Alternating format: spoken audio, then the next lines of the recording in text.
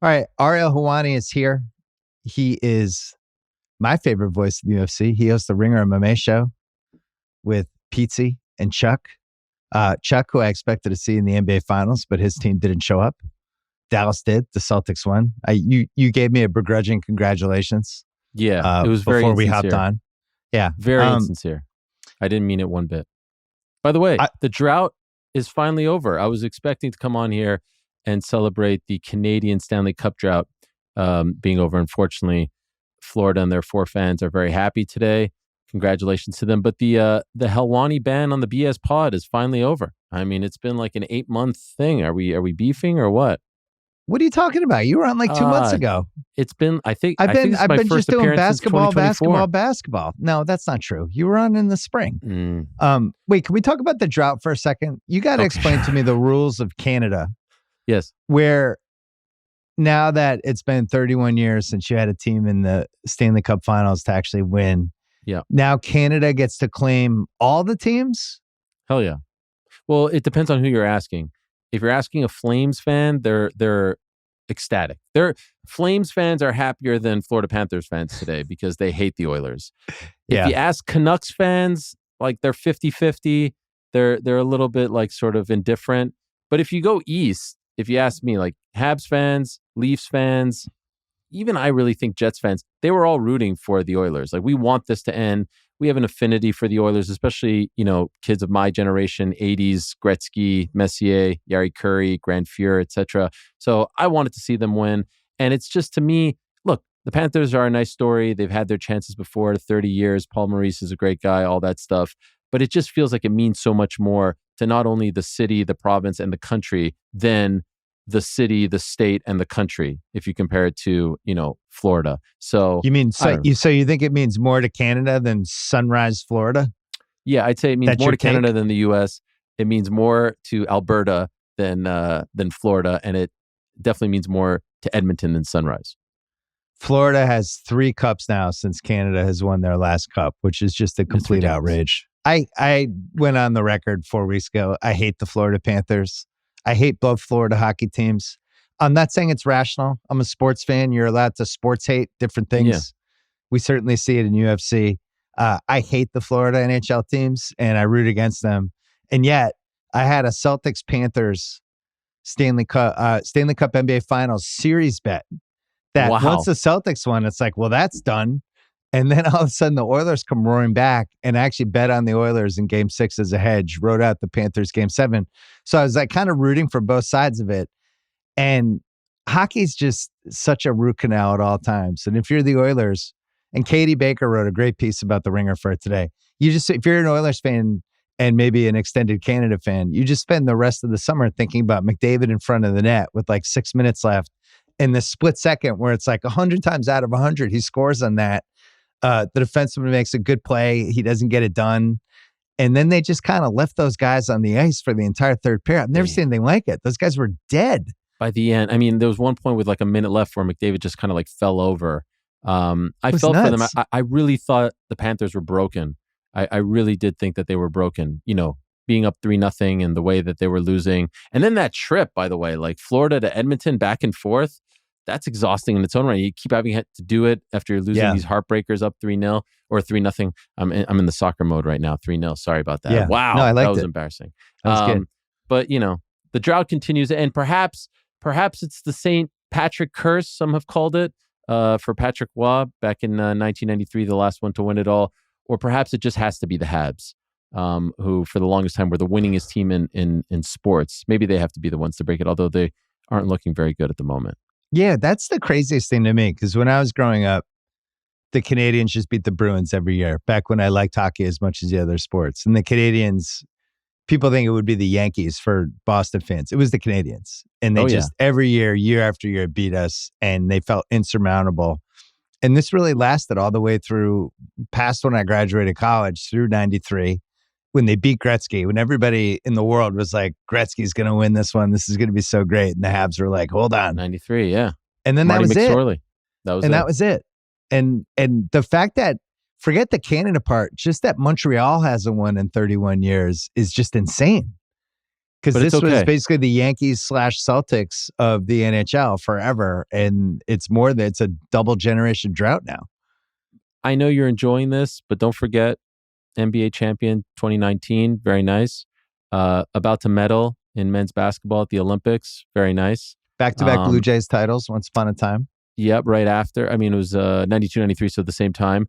And, our soccer team is doing much better these days. So perhaps just like the balance of power is shifting. Maybe we're not just a hockey country anymore. Because I don't know if you saw the Team Canada roster. I mean, best backcourt in the world. I saw it. I tweeted about it. And you're missing two guys. And even without missing the two guys, like Shaden Sharp's not playing and somebody else isn't playing that could have made the team. Mathurin? Yeah, but yeah. Benedict, yeah. Whatever. We don't need him. It's all good. It'll be good. You have a nice little small ball lineup. Wiggins is back in the good graces of Team Canada. No one expected that. We got Jamal Murray signing up. Don't tell Chuck this. Nembhard, the hottest. Nembhard, who broke my heart as a Knicks fan. But don't tell Chuck this. I was extremely happy that the Nuggets got bounced because I felt like that, increased our chances of getting Murray to play. If they would have gone straight to like late June, maybe he says no thanks. So this is going to be great. I can't wait. I can't wait for Canada, US. Well, the other thing that happened was the U.S. was doing this whole, we want people in their primes. We want this switchable athletic team. And then Embiid decided to play. LeBron decided to play. Kawhi, who the hell knows with him, decided to play. So now they have this old generation team with Kawhi, KD, LeBron, Curry. So now you have to cater to all those guys, but also try to win. And who do you win with? Who's your five? How do you balance that? So I think there's more questions now. Canada's just sitting there with the Murray, SGA, Nembhard. They could go super small. Oh, yeah. Oh, you're getting me so excited. Olynyk to space. It could be pretty good. You're making my palms sweaty. I don't know if you're a soccer fan, but what we're seeing right now with England at the Euro, all these all-stars not knowing how to play together, that's what's going to happen to the U.S. come, a month or so from now in Paris. So mark my words. The most shocking thing to me is that UFC is now my third favorite sport. And I think a lot of it's because of my son, because we just get all the events because we watch everything. But, it's football and basketball for me. And baseball used to be tied for the top three, and then it fell to third. And now it's like I just watched my first Red Sox game yesterday because that Mookie Betts trade murdered me. But UFC I've been really in, and we have a lot to discuss. You're texting me about UFC Saudi Arabia on a Saturday afternoon. Yeah, I honestly watch all You're giving me Ikram Aliskerov hot takes. I lost money. I lost money this week on a couple of bets. Whitaker, you told me to stay away from Whitaker. I did not. Yeah. All right, let's start here. McGregor Floyd was 7 years ago. Literally 7 years ago. It was July 2017. August. McGregor's 3-4 since December 2015. He's won one UFC fight since 2016. He turns 36 in July. I don't know how much abuse he's put on his body the last 10 years. And he was supposed to be the headliner of this fight that you and I have talked about multiple times in this pod. And now it doesn't happen. When can we just give up on McGregor? Are we there? No, not yet. No, I mean, he was almost there. He was 2 weeks away. He broke his toe. He has the photos to prove it. Now, can you get into the debate of, all right, would the old McGregor have fought? Maybe. Who knows? Has he fought injured before? And has it worked out for him? Yes. Has he fought injured before? And has it not worked out for him? Yes. So he was in a training camp. He had a fight signed. It was right there. We were at the 10-yard line. Unfortunately, he got hurt, and these things do happen. And it's actually quite shocking that they don't happen more often, given all the abuse that they put their bodies through when they're preparing for these fights. I still think he has at least a couple left in him. I think he wants to prove people wrong. I think we'll see him again. I actually think we'll see him again this year. The question is when. They're kind of this year. Yeah. They're in this fight right now. Like this is the fascinating thing. It's always this constant tug of war with the UFC and Conor McGregor because they feel like they gave him too much power in 2016, 2017. And now they're trying to show everyone like, hey, this is never going to happen again. And with you, Conor, like we are the boss. We are the promoter. And so he and his team are saying like, put me in August. Put me in September max. Well, here's the problem. The next pay-per-view after this one is in Manchester. It's already booked. The next one after that is in Perth. They're not going to send him to Perth. They already have a main event. It's Israel Adesanya and Dricus 305 is a good main event. The next one after that is the Sphere, which he's a perfect candidate for, but they don't want to do him on the Sphere. They're doing a Mexican Independence Day theme, and it's already kind of laid out already. The next one after that is Utah. They're not sending him to Utah. Then it's Abu Dhabi. Then it's MSG, and they've already earmarked John Jones for that. And so the next available one is December. He's saying, just make me a new date. Give me August 31st. Just create a pay-per-view date for me. And they're like, no. We have our schedule. Next available is like December. 305 and a half? He's just 305.5?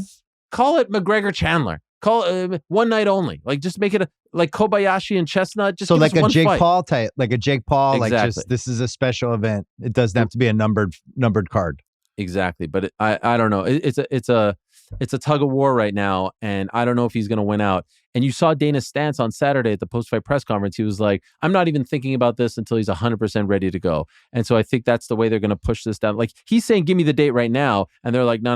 Like, until you're 1,000%, then we'll discuss that. And then by the time that happens, all the chips will have fallen in a certain way. And they'll say, all right, yeah, how about December or November or something like that? But it'll be a diminished version of him regardless. I've seen this rodeo too many times with mostly boxing, but these guys, as they get older, they hit mid-30s, late 30s, they haven't had a lot of ring/octagon, and the layoffs are like, oh, he hasn't fought in a year. He hasn't fought in a year and a half. He's fought one time in 3 years. It just never goes well. Those are always the best guys to bet against over and over and over again because their name is basically making the odds a certain level, but they're not the guy anymore from the name. Yeah. And it takes like the extra 2 fights to realize it. And this has been a UFC tradition dating back to the, early 2000s. And also he has a boatload of money. And the other thing is like, he's trying to turn back the clock. The guys he is facing and being booked against are trying to like make a name off of him. And so who has more motivation there? It's an interesting little thing. And I thought the Chandler fight was a perfect fight for him. I thought it was a very winnable fight. Chandler should wrestle against him. I didn't think he was going to. I think he was going to stand and trade. And sometimes he overextends. And sometimes, when you do that, you can get caught. And Conor is such a precise striker. I mean, it was right there for him. And it's devastating. And by the way, it's devastating for Chandler too. This guy hasn't fought in almost 2 years. He's been waiting for this fight. His last fight was November of 2022. And he's been good to go. He just keeps chasing this dragon, so to speak. And it keeps getting pushed and pushed and pushed. And now he's faced with the predicament. Do you do you take another fight or do you keep waiting? It's one of the craziest situations ever because no one's ever been faced with this before. Like, it's right there. You can see it. You can touch it, but you don't know if it's actually going to come to fruition. Meanwhile, you're not making any money. Well, UFC 303 has proved just stay ready because you might be called to fight 8 days before the pay-per-view. I mean, what was the fight that had 4 people scratch before we get to the final? Has that ever happened? What's the record for most scratches? Well, the amazing thing is the evolution. It's happened like once or twice before, but this is particularly weird. So the original co-main event was Khalil Roundtree against Jamal Hill. Then Khalil Roundtree got popped, tested positive, so he got pulled. Then it became Jamal Hill against Carlos Ulberg. Ulberg had just scored a 12-second knockout in May. Great. Okay, everyone's cool with that.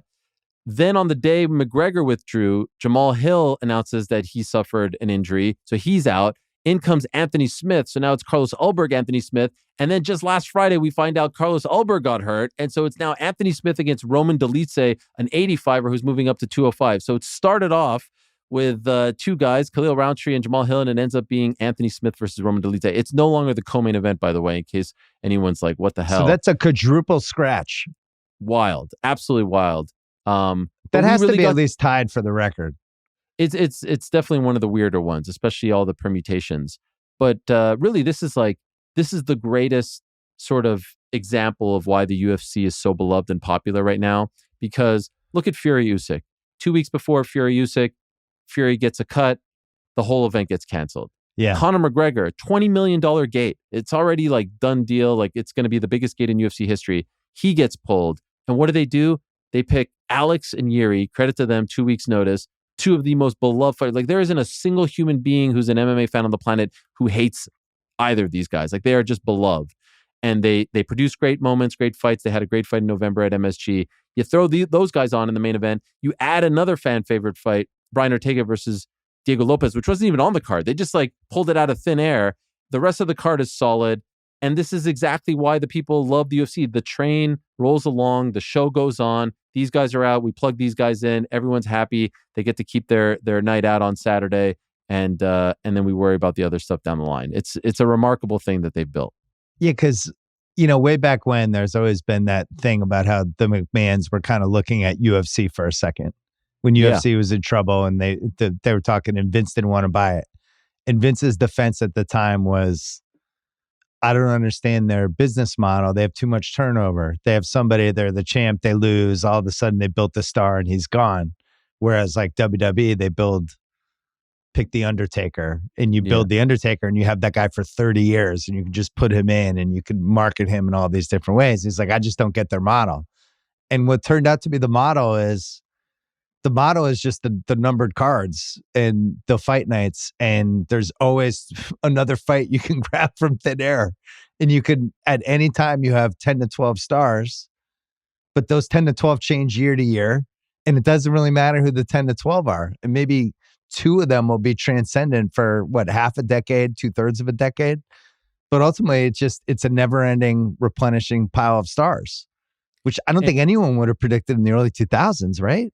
No, and that was always the knock. I remember Chuck Liddell, he ends up on the cover of ESPN, the magazine, and he's on an episode of Entourage prior to UFC 71. Like, the UFC is finally exploding, and they book him against Rampage. I'll never forget, it's a Memorial Day weekend. I'm sitting at home watching SportsCenter, 6 o'clock on a Friday, and I remember Brian Kenny saying, we're going to go live to Las Vegas for the Chuck Liddell Rampage Jackson weigh-in. Now, this blew my mind. ESPN is talking about the UFC. This is absurd. Right. And so it feels like a real coming out party for the sport. And for Chuck, what happens? He gets knocked out in a minute and a half the next day. And so everyone's like, you see, this is why the sport will never be popular. But, I love wrestling as well. And I understand the analogy, but like, being a wrestling fan is sort of like kind of traveling on a lazy river. Like, you just get to kind of enjoy the whole experience. Being an MMA fan and a UFC fan, you're on this bullet train, and you just kind of like hitch your wagon to this guy like Alex Pereira. We're going to get him for 2-3 years, and it's going to be freaking incredible. And he's going to take us through a roller coaster of emotion, and we love it. And then we jump off and we go to someone else. And that's the way the fans are. Like, your son is probably exactly like this. Like, this is my guy, and now this is my guy, and now I love this guy, and I love that guy, and the fans love it. Like, it's an adrenaline type of fandom that you don't get in other sports. Sports never worked like this before. No. I think that's why people had such a hard time seeing it in the mid 2000s, because the sports we were used to was like, you have stars, they have 10, a whole long years. career arc. You root for them, then they retire, then you find the next, and it's just, this is different. This is like speed. It's like speed dating crossed with I don't even know what, but it just never ends. And I think even you look at Pereira, like, I really like Pereira. He can get knocked out. He can get knocked out on Saturday night, and it's over. But by the way, he got knocked out in April of 2023 by Izzy in Miami. He got brutally knocked out after he knocked him out at MSG. This guy, Alex Pereira, 2-weight world champion in kickboxing, all of a sudden realizes, like, there's nothing going on for me in kickboxing. Let me come over to MMA. He has one fight out of the UFC in 2020. I was watching it late 2020, like late pandemic that year, and there's no one there. And I legit, he fought in a company called LFA, a feeder league. I legit thought he killed the guy. The guy was out for so long. No joke, like 6-7 minutes, the guy was out. And I thought he killed him. He hit him so hard. Then he gets signed. He made his debut after Conor's last fight. The last time Conor McGregor fought in July of 2021, Alex Pereira wasn't even in the UFC yet. He makes his debut in September of 21.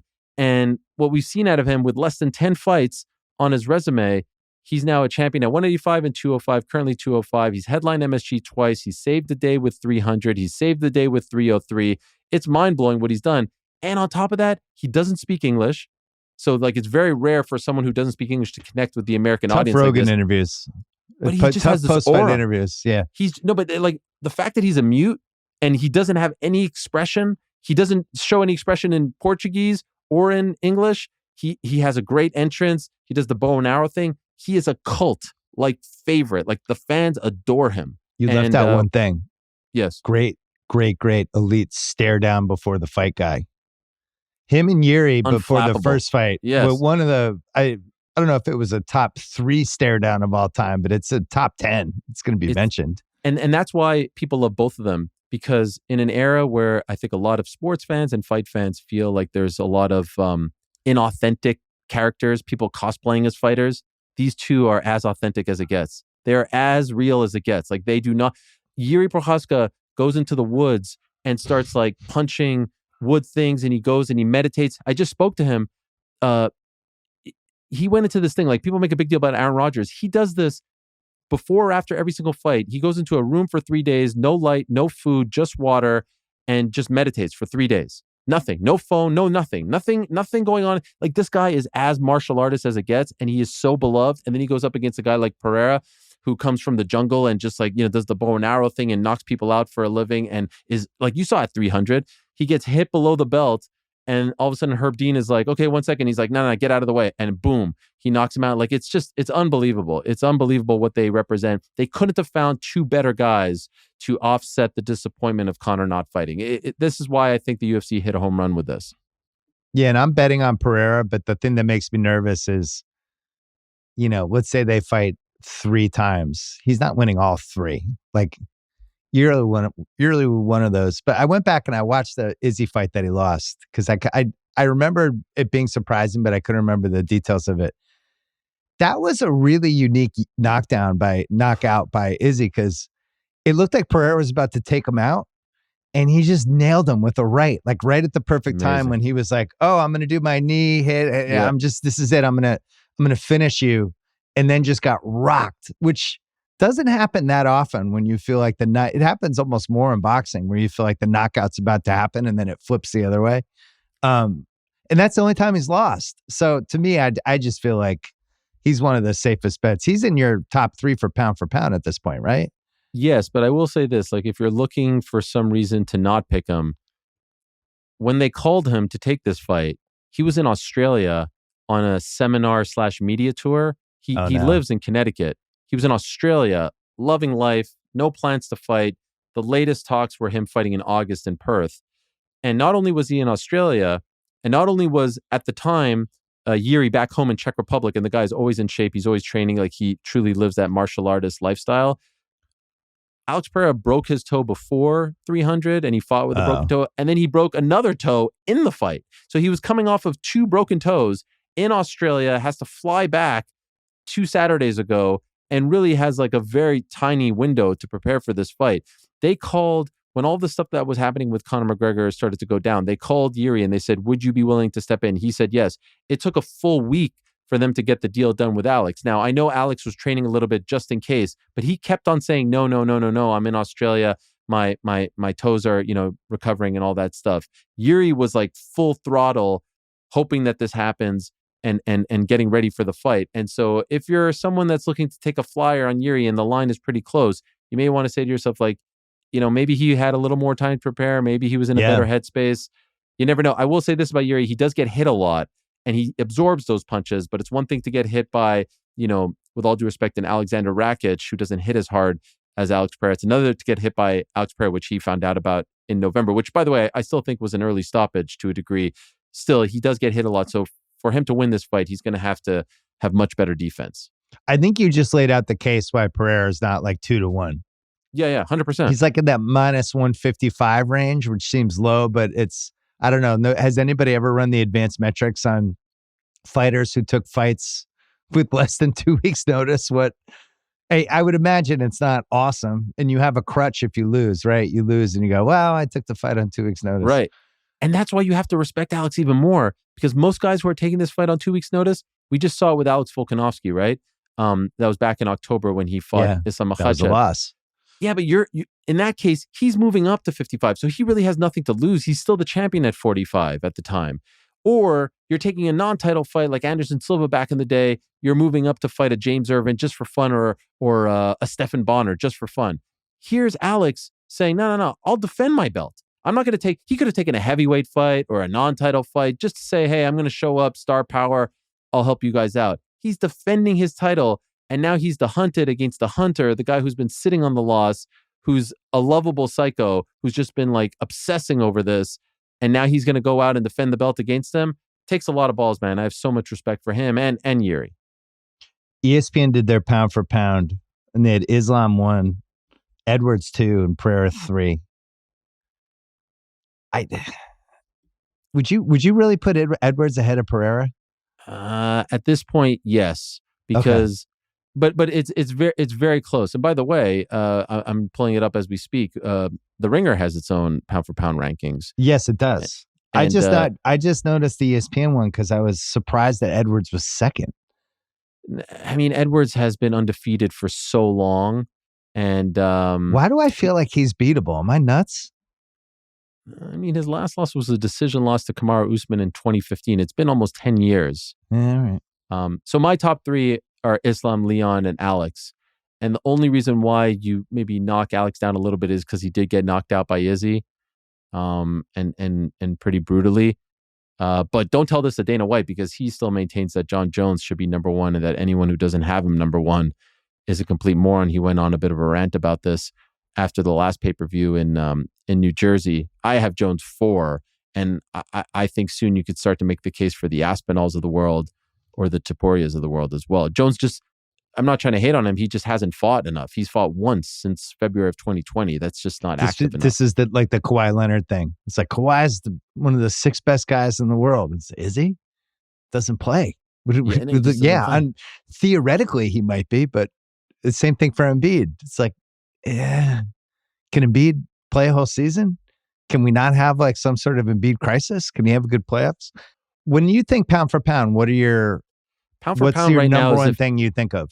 If everyone was the same weight, let's just pick an arbitrary weight, 155 pounds. Who's the best guy? Who has the best skills? Who wins that fight? If everyone was boiled down to the same weight. So wouldn't the smarter way to do it be like, let's imagine these guys at 140, 180, and 220? Like almost like 3 different weight ranges? I just think like, who's the baddest man on the planet? But you know what? This is the beauty of pound for pound. It's the classic barbershop debate. It's like everyone has their own criteria. Great. There's no right answer. This is why UFC is gaining momentum and baseball is losing momentum. Because in baseball, it'd be like, no, here's war. Yeah. And I've got some VORP for you. Yeah. Let me throw some BABIP your way and some FIP. And UFC can just be like, no, I think Edwards is the best pound for pound. You don't really need to have any evidence. You'd be like, well, he hasn't lost in almost 10 years. Beat that idea. All right, 2 more UFC 303 fights. You mentioned Lopez against Ortega. Lopez seems like he's on the fringe of becoming not the guy, but like the fun kind of, oh, I love that guy, like one of those guys. But he's like a fight away from having it happen, right? Is that a fair take? Yeah, and this could be the fight. This is actually reminiscent a little bit of the Benoit Saint-Denis Dustin Poirier fight from March, where it's like a guy who's in the top 3, a former title contender, is just kind of looking for something at the moment. And here comes this other guy who's in the top 15, like, 10 to 15. That's what Diego is. And he's trying to make his name off of Ortega. I give Ortega a lot of credit for taking this fight. A, because he wasn't on the card before the Conor thing happened. B, he's actually coming off a win. Dustin wasn't. So Dustin was in a bit of a tougher spot. He just beat Yair Rodriguez in February. And he's said recently that he was actually considering moving up to 55 and fighting on that Sphere card in September. But then this opportunity came about and he took it. And so it's at 145. But we've seen a theme this year, by the way, where the UFC, which is what they should do, they're trying to build the younger stars off of the backs of the old guard, right? We just saw it with Robert Whittaker. But what keeps happening is the old guard is saying, not yet. And so Ortega could be saying, not so fast to Diego Lopez. Like we just saw it last weekend. We saw it with Dustin Poirier when he beat Benoit Saint-Denis. We've seen it a couple times over the course of the year. And we're going to see maybe on this card as well, MVP and Ian Gary. MVP is 11 years older than Ian Gary. That could be another case where the old guard says like, nah, not so fast. And so I'm really curious to see how this one plays out because Diego, to your point, is on a rocket ship, but Ortega is still very much a player at 145. Ian Gary is going to be in a couple of my parlays. Just telling you. You like Ian Gary in this fight? I don't. It's more like I'm not a Michael Venom Page guy. Why? I don't know. Bellator bum? I don't have any real reason other than the Bellator Bellator bias. I'm just like, Ian told me that he didn't want to take this fight because MVP was lower ranked, and so I said to him like, how did you come around to it? Like, what's the motivation now? He's like, I'm still not motivated for it. I'm like, oh, that's not good. Now I think part of that is showmanship, and part of that is just like some trash talk. But MVP is really good, man. Just because he's fighting in Bellator or was for the past 10 plus years, he is not a bum at all. And so I think this is going to be a really interesting fight. I think Ian's going to try to keep the fight. They're 2 incredible strikers, and I don't think there'll be a lot of wrestling. But if one guy is going to try to clinch and make this a dirty fight, it's going to be Ian. And so we'll see, because MVP is really good in those situations as well. He's very evasive. He's elusive. And, he's done pretty well, even though he is a striker on the ground when faced against like really top wrestlers. And Ian is not one of those. He is a striker by trade. And to me, this is the second biggest fight on the card. I'm kind of shocked that it's the opener of the pay-per-view. I think it should be the co-main. And I think they just want to kind of start things off with a bang. But to me, as far as stakes and intrigue, by far, second biggest on the card. What about our quadruple scratch fight? Which would that be? The one with Smith. Oh, the quadruple. It's all right. It's all right. I mean, it's just, it's a payday, and Dolce is coming up to 205. Smith's, he's a great guy, and he's made a nice career for himself as an analyst, and he's on the back nine. I was more interested in the Smith-Ulberg fight than I was in this one. All right. We're moving. Can I tell you about one guy that I'm super excited about? I'm sure your son. Do. I'm sure your son loves this guy, and correct me if I'm wrong if you ask him later today. Peyton Talbot. Peyton Talbot has the look. He's got the vibe. Peyton Talbot, you got to go a deep dive into his YouTube channel. His YouTube channel is like walking into this like weird 90s and one mixtape skateboarder vortex of like just like Blink 182 skater guy, surfer guy, shot like it's on a VHS tape. Like those old like N1 tapes that people would pass around of like, that's who Peyton Talbot is. It's weird. There's weird images. I love this kid. I love everything about him. He's got a black circle on his chest and a black circle on his back, which he has some explanation for it being like something that you can see through his soul. And he's got the look, he's got the hair, he's got the vibe. He paints his nails. This kid is a superstar, like about to break out, and could be like another Sean O'Malley type that the kids all love. And so he's on the card, and I think it was really smart to put him on the card. He's lower on the card, but he's been fantastic so far, and could be someone that a lot of people are excited about for the next couple of years. Minus 2,200 on FanDuel for his fight. So there you go. It seems like they like him. Speaking of my son, I have a whole UFC research committee now because I have my son, but I also have my daughter's boyfriend who runs the Balls Deep UFC Instagram. I'm a big fan. But is really into it. So I said, I have Ariel coming on. Give me 3 questions. Oh. All right. Number 1, is Whitaker versus Sean Strickland now our next big, most fun fight? So not necessarily the next big super fight. Yeah. But just a fun fight, a fun style fight, a fun, I can't wait to see what happens fight, especially Whitaker, who was just absolutely jacked and like a maniac last weekend. Because I bet on the other guy, and you texted me like, no, this is gonna be Whitaker all the way. And then they showed Whitaker come out, and he was just doing the Whitaker stuff, and I was just like, oh my God, why did I bet against this guy? And then we found out via his manager on Tuesday that he had like this emergency surgery before flying out. He had an abscess in his mouth and he couldn't eat or sleep or train. And then he goes and does that. It's like these guys are just built different. I love the fight. I said seconds after the knockout that should be the fight. The problem is Sean Strickland is adamant that he is going to wait for the winner of Izzy DDP and just get a title shot. I don't know if that's going to happen. He's been a little critical of the UFC's business practices, and they tend to not love that and reward that type of behavior. So Whitaker is from Australia. He lives in Sydney. The pay-per-view on August 17th is in Perth. I think you have Izzy DDP at the top, co-main event, Whitaker Strickland. They all have a history with each other, by the way. DDP, the champion, beat Whitaker last It's like Real summer. Housewives. It's just like all the housewives have had a fight at some point during a season. Yes, he beat Strickland to win the belt in January. Izzy and Whitaker had 2 classics. Izzy and Strickland had their fight where Strickland became champion. Like, they're all intertwined. So that to me is the fight to make. I just don't know if Strickland's going to agree to it. Next question. Who's the real champ of the heavyweight division at this point? And have we ever gone this long without actual heavyweight clarity since we've had UFC dating back to the late 1990s? Has it ever been this ambiguous? There's been interim champions. The newer fans may not remember the Brock Lesnar diverticulitis days. Those were weird times where he was out for quite a while and had surgery and all this stuff. Frank Mir became interim champion. So yes, there has been some muddied waters. at heavyweight, to me, it's Tom Aspinall. Tom Aspinall is the best heavyweight on the planet. John Jones has one win at heavyweight, and it was against Ciryl Gane, who wasn't the heavyweight champion. So it's not like he's the lineal champion. Francis Ngannou had the belt and he walked away. And Tom Aspinall has obviously more wins at heavyweight. He's been in the UFC for several years. And his last win was against an equal opponent, in my opinion, to Ciryl Gane. It was Sergey Pavlovich, who I know didn't look good this past weekend, but up until then had looked very, very good.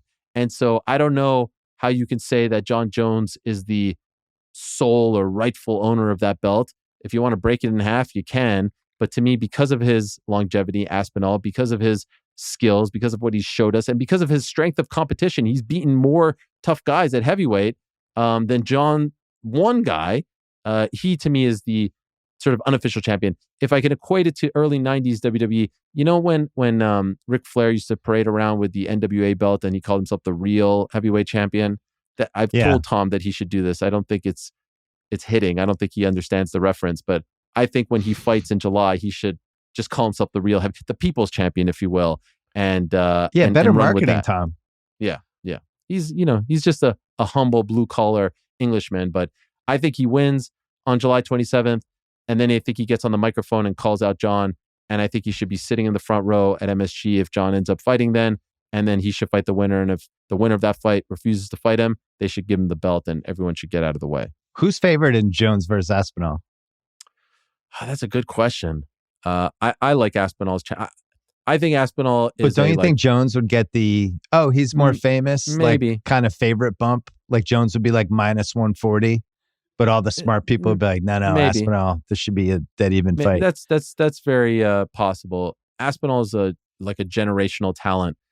He reminds me of Cain Velasquez and Frank Mir if they had a kid, the way he fights. And those are two of the best ever. The way he fights, the way he moves, the way he boxes, the way he's on the ground. So maybe you are right, but I would like his chances in that fight. And that's no knock on John. He's just getting up there in age and he doesn't fight as often. Third question. From Mike, maybe I need to give them a nickname. The Balls Deep segment. Tommy and Ben, the Balls Deep Ben combo. Does Ben ever appear on the page? I haven't seen him yet. He hasn't. I've been telling him he can't do that stuff, but I'm sure he'll. Why not? He'll irrational confidence his way in at some point. Holloway beating Gaethje, was that the most important individual development for UFC this year? Because goes up a division, wins in amazing fashion. Now he's got this title fight. Was that the most fun, unexpected thing that could have happened this year so far? I would say a very strong case, especially given the platform that it was on, right? It was on 300. So many people were watching and it was iconic and it was the point and the knockout, a second left. So I would say as of right now, it's the knockout of the year. I don't think it was the fight of the year. I think there's a bit of revisionist history. Like the fight wasn't really that close. It was pretty much all Holloway. It's like it was almost like the ending of the year. Yeah, 100%. And knockout. And knockout for sure. And moment. Like I thought Poirier Islam was more intriguing as far as a fight is concerned. Like, ooh, what's going to happen, especially as it played out. But yeah, I mean, consider this. When Max Holloway lost to Alex Volkanovski for the third time, you were pretty much thinking like, where does this guy go from here? Like he's in no man's land. Now here he is, uber popular, BMF champion, pick of the litter. And I think as I was talking about the UFC hitting a home run for 303, the one guy that would have been bigger than Pereira would have been Holloway. And they did reach out to Holloway to fight Chandler. But I was told he was unavailable. He's got some stuff. He's on vacation, all that stuff. And he doesn't have to do this. And so it's unbelievable. And again, to the UFC's credit and to the sport's credit, a guy loses 3 times in a title fight. And I know one of them was controversial and all that stuff, but in boxing, like you're pretty much written off. You're done, right? Yeah. And here he is. He takes a couple of fights. He beats a couple of, solid contenders at 45. He moves up. The chips fall in a certain way and boom, now he's a superstar and he's fighting Ilia Topuria in a gigantic fight later this year. So yes, I do think that the statement is correct. But by the way, his greatest moment could happen if Max Holloway ends the year as champion, which they're going to fight, maybe in October. That would be an unbelievable comeback story. Feels like we could go every 3 weeks with the numbered pay-per-views. I know they shouldn't, but it feels like we have enough talent to mean, basically now it's every 4 weeks, right? So there's Yeah. like 13 a year. Yeah. And I mean, this stretch is pretty wild because we had a pay-per-view June 1st. Now we've got one 29th, so that's 4 weeks. Then we've got 27th of July. But then we have 17th of August. And then 14th of September. Well, And they're then smart 5th of because October. they crammed 3 in between NBA finals and football. Yeah. Right. They looked at that and I don't think they're going against the Olympics at all either. They like strategically. 27th is Olympics. Is it against it? Yeah. Is the Olympics starting at that point? I thought it was the like end of Olympics July. It starts like the 26th. Yeah, right or around something there. like that. Yeah. Right. Yeah, it's a good time by then. But it's right at the beginning, so it's fine. And that's another one that shows just how hot they are. That one's happening in the middle of the night in England.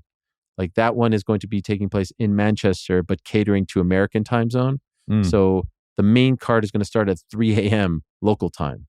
And so by the time Leon Edwards and Bilal Muhammad fight, it's going to be around like 5:30 in the morning, which is kind of absurd, especially for Leon, who lives in the UK and is having to change his whole sleep schedule now, Aspinall too. But they could do whatever they want. That they are the beasts. I love how weird the pay-per-view times have gotten in boxing and MMA over the last 2 years. Saudis? We just all the weird locations, and especially in the West Coast. Any fight that's in Saudi Arabia comes on, between 11 and 2 o'clock here in the afternoon, which is great. My wife doesn't love it, but I just like how it's great for us. And it just seems like there's more boxing than ever. So it feels like every weekend there's something now, right? But it's and you're doing some of it, right? Yeah, I'm doing some of it with DAZN. It's just such a good.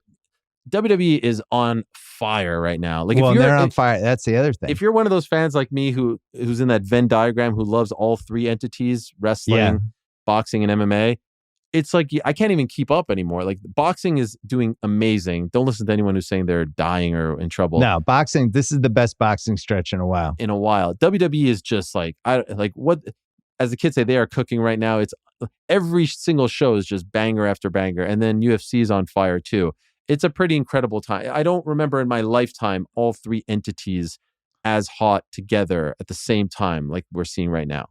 And sports gambling's definitely helped. There's no question. It's sure. Made it more fun. It puts the stuff in perspective. It's easier to understand. You have instant people you can bet on, all that stuff.